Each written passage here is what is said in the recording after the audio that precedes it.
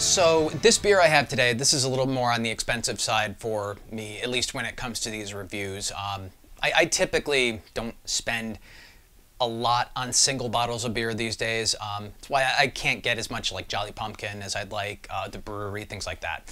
But this was one I had been looking forward to. When I saw it on the shelf, I dealt with the $23 price tag and picked it up. This is Brooklyn Brewing's, and let me not cover my face.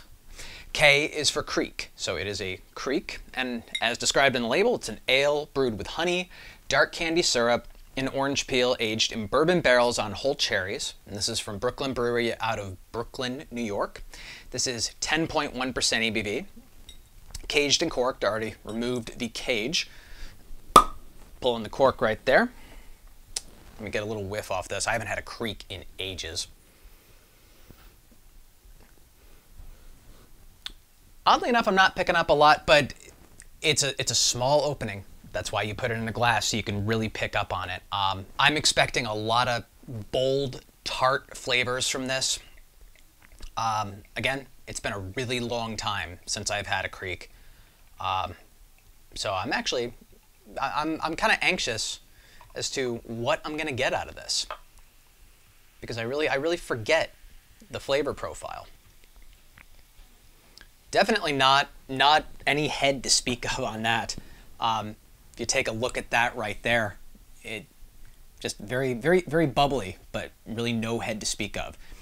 Looks like a nice carbonation level, not too much going on there. Now you start to pick out some of the tartness and that aroma there. And you can definitely take the hint of cherries there too. I mean, that's what I'm expecting. I'm expecting cherry out of this, tart cherry.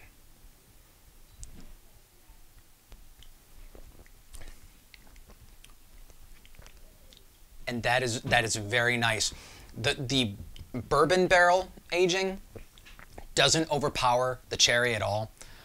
Works in tandem with it actually perfectly. Sometimes you get that bourbon barrel aging that it'll tend to overpower some of the other flavors. You get too much of a burn off of it. I'm getting a little bit of the burn from the bourbon.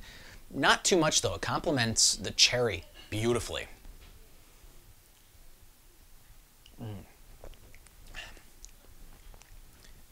A very balanced flavor there. It's not too sweet. I remember vaguely in the past some Krieks were practically all like just punch you in the face fruit, and that was the flavor you got, and that was it. There wasn't really a lot of complexity to it. This one, there is that complexity. Like I said, let's see, we got the orange peel. I am picking up on that. Dark candy syrup, I wouldn't even know what that would taste like, but I'm probably tasting it in here. This also does not drink like a 10.1. I probably would have expected more of a kick out of this, but the bourbon barrel aging doesn't provide too much of a kick. The tartness of the cherries don't provide too much of a kick. This is a nice, easy drinking beer. If it wasn't for the fact that I pretty much have to drink this all in one sitting because, you know, I opened it. I'm not gonna, you know, let it sit around. This is one that I would probably enjoy over a longer period of time. I wouldn't say it's a sipping beer, but it's a slower drink. This isn't one you want to chug. This is one you want to savor and enjoy, which I'm going to do one more time here.